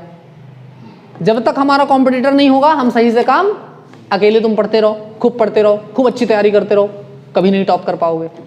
टॉप तभी करोगे जब 40 के बीच में पढ़ोगे, तब आपको पता चलेगा कि मेरा स्थान 40 में कहाँ पे है। इससे आप मेहनत करोगे ऊपर जाने के लिए या नीचे आने के लिए। नीचे आने के लिए तो कोई करता नहीं, ऊपर ही जाने के लिए करेंगे, है ना। तो आप मेहनत करोगे। और अगर आप अकेले पढ़ रहे हो 100 बच्चों के टेस्ट में बैठा दिया गया, आपको पता ही नहीं होगा आपका लेवल क्या है। हो सकता है 56वां स्थान आ जाए, उम्मीद करी थी 6वें स्थान की या 3रे स्थान की, आ गया 56वां स्थान। तो ये समस्या नहीं होगी, एक बेटर कंपटीशन, एक हेल्दी इन्वायरमेंट जनरेट होगा। दूसरी बात क्या होगी, दूसरा जो सबसे बड़ा फायदा होगा इनका, कि जब सारी चीजों के लिए सारी लाइन सारे ऑप्शन खुले हैं, तो किसानों के लिए सारे ऑप्शन क्यों ना खुले हों। जब सारे ऑप्शन खुलेंगे तो कहीं ना कहीं किसान एग्रीकल्चर के साथ साथ, यानी जो हमारा एग्रीकल्चर जैसे ही नाम लो तो दिमाग में केवल 2-3 चीजें आती हैं, धान गेहूं और ये सब, यही चित्र बनता है। एग्रीकल्चर में सिर्फ एग्रीकल्चर में यही नहीं आता, फूल की खेती आती है, फलों की खेती आती है। तो मार्केट के डिमांड के अकॉर्डिंग किसान क्या कर सकेंगे, अपने सेक्टर को चेंज कर सकेंगे। जैसे कोई गेहूं खेती कर रहा है 20 सालों से, लेकिन उसने देखा यार गेहूं खेती ज्यादा तो फूल खेती में फायदा है। ऐप खोलो तो सुबह सुबह रेट आता रहता है, गेंदा इस रेट में, गुलाब इस रेट में, क्यों ना यार फूल की खेती एक सीजन करके देखा जाए। उससे क्या होगा, एक तो जमीन की उर्वरा शक्ति में परिवर्तन आ जाएगा। यदि आप एक खेत में गेहूं उगाते रहे 10 साल बाद उसमें गेहूं होना बंद हो जाएगा। ये ऐसा हम नहीं कहते, ऐसे जो पर्यावरणविद हैं वो कहते हैं, क्योंकि उसकी उर्वरता खत्म हो जाएगी। क्योंकि गेहूं को एक विशेष प्रकार का खनिज चाहिए, अब वो मृदा से लगातार निकाल रहा है, वो मृदा एक दिन निष्क्रिय हो जाएगी। लेकिन आपने एक बार गेहूं किया, उसने दूसरा खनिज निकाला, दूसरी बार आपने प्याज लगाया, उसने दूसरा खनिज निकाला, तो जो पिछली बार जिस खनिज की कमी हुई थी वो इतने दिन में पूरी हो गई। मृदा भी अपने आप को रिसाइकल करने का टाइम मिलेगा, कृषक उपजों को चेंज कर सकेगा, यानी फसल चक्र में कुछ ना कुछ परिवर्तन लाएगा। एक जो ट्रेडिशनल सिस्टम चल रहा है एग्रीकल्चर का वो बदलेगा, कुछ ऑर्गेनिक मटेरियल्स बढ़ेंगे, कुछ पेस्टिसाइड नए नए इंप्लीमेंट होंगे, कुछ एडवाइजेस नई नई जुड़ेंगी। तो ये सारे सुधारों के लिए इस एक्ट को लाया गया। अब बात करते हैं इसकी बुराइयों की। हर एक चीज के दो पक्ष होते हैं, अच्छाई बुराई। अब बात करते हैं इसकी बुराइयां क्या क्या होंगी। इस एक्ट की, किसान बिल की बुराइयां। सबसे पहली बुराई तो जैसी ओलिगोपोली एपीएमसी में चलती है, हो सकता है भविष्य में ऐसी ओलिगोपोली इन फार्मगेट और बाकी के संस्थानों में चलने लगे। यहां भी बेचने के लिए दलाल, एजेंट्स और वो सारी व्यवस्था जन्म ले ले जो अभी एपीएमसी में चलती है। ठीक, सबसे पहली बात। दूसरी बात, सरकार ने एक काम जो किया है वो अच्छा, मतलब अच्छा कह सकते हैं या कह सकते हैं कि वो सुधारात्मक नहीं है। एपीएमसी में आप बेचोगे टैक्स देना पड़ेगा, बाहर बेचोगे टैक्स नहीं देना पड़ेगा। इसका मतलब डायरेक्ट वे पे आपने एपीएमसी को इनकी प्लेइंग फील्ड से बाहर कर दिया। भाई दो टेनिस के खिलाड़ी हों और दो टेनिस के खिलाड़ी में से हम एक से कह दें कि तुम्हें पांचों उंगली से खेलना है, एक से कह दें तुम्हें अंगूठे का प्रयोग नहीं करना, तो ये तो सीधे तौर पे उसको विकलांग करना हो गया, फिर वो टेनिस खेलेगा ही कैसे। कहीं ना कहीं एपीएमसी के साथ इस एक्ट में यही किया गया है। एपीएमसी में बेचोगे सेस देना है, टैक्स देना है, एजेंट कमीशन देना है, सब कुछ देना है। बाहर बेचोगे कुछ नहीं देना है। इससे कहीं ना कहीं हो सकता है भविष्य में एपीएमसी का अस्तित्व ही खत्म हो जाएगा, क्योंकि किसान वहां जाना ही बंद कर देगा। भाई हम 100 रुपए का पार्ले जी बेच रहे हैं और 5 रुपए टैक्स दे रहे हैं, 100 रुपए का पार्ले जी बेच रहे हैं, 0 रुपए टैक्स दे रहे हैं, आप कहां बेचना पसंद करोगे? 0 रुपए में। अब यहां ओलिगोपोली क्या क्रिएट होगी? अभी वहां बेचते तो 5 रुपए देते कि ना देते? ये लो 98 लो, जाओ खुश रहो। बात समझ पाए? जो 2 रुपए सरकार के कोष में 5 रुपए जा रहा था, वो वहां 5 रुपए तो नहीं गया, लेकिन वो 2 रुपए किसी ऐसे कोष में चला गया जिसका कोई मतलब नहीं। एक दूसरे प्रकार की ओलिगोपोली जन्म ले ले। इस बात का खतरा इस एक्ट में बना ही रहेगा। दूसरी बात, इसके लिए कोई रेगुलेशन नहीं लाई है सरकार। कोई रेगुलेशन मैकेनिज्म नहीं है, मतलब कि कोई रजिस्टर्ड फर्म हो, कोई संस्थान हो, कुछ हो, ऐसा कुछ नहीं है। सिंपल क्या होना चाहिए आपके पास? परमानेंट अकाउंट नंबर, यानी पैन कार्ड है तो आप खरीद सकते हो और बेच सकते हो। ऐसी स्थिति में किसानों के हित सुनिश्चित नहीं है। मान लो सपोज कोई लड़का है ए, उसको हमने फसल बेची, उसने अपना पैन कार्ड दिया, सब कुछ सारी बातें ट्रांजेक्शन हो गई। अब उसने कहा जाओ नहीं देंगे पैसा, क्या कर लोगे? जाओ नहीं देंगे पैसा, क्या कर लोगे? दिक्कतें आएंगी। पैन कार्ड भी तो फर्जी बन सकता है, आधार कार्ड जब फर्जी बन सकते हैं, एक आदमी के 2-2, 3-3 बन सकते हैं, तो पैन कार्ड क्यों नहीं फर्जी बन सकता? हो सकता है बड़े ट्रांजेक्शन में ऐसा खेल कर दिया जाए कि रामलाल पैन कार्ड लेके आए, पैन कार्ड नंबर श्यामलाल का है, पता फूलकली का है, बेचने आए हैं फगुनिया, खरीद रही हैं श्यामकली, पता ही नहीं चला क्या हो गया। केस करें तो किसके खिलाफ करें, समझ ही नहीं आ रहा। तो सिर्फ पैन कार्ड की जगह हमें लगता है इसमें कुछ रेगुलेशन होना चाहिए कि कम से कम उनका एक रजिस्ट्रेशन हो, खरीदने और बेचने दोनों का, ताकि भविष्य में होने वाले किसी भी तरह के डिस्प्यूट को आसानी से सुलझाया जा सके। नहीं तो फिर हम ढूंढते ही रहेंगे, नीरव मोदी जैसे ढूंढते रहो, घूमते रहेंगे, हम ढूंढ ही नहीं पाएंगे। भाई पैन कार्ड क्या है? पैन कार्ड तो एक छोटी सी आइडेंटिटी है, खत्म बात है ना। तो इस सब दिक्कतों के लिए इसमें कोई रेगुलेशन आना चाहिए। तीसरी बात यह है कि जो डिस्प्यूट सेटलमेंट है, डिस्प्यूट सेटलमेंट मैकेनिज्म है, इसको थोड़ा सा और स्ट्रांग करने की जरूरत है। हो सकता है कि बड़े जो जैसे रिलायंस फ्रेश, एक मार्ट चलता है रिलायंस फ्रेश, अनाज वगैरह और ये सब चीज़ें खरीदता है, वो सब्जियां, फल, अनाज, ये सब कुछ खरीदता है।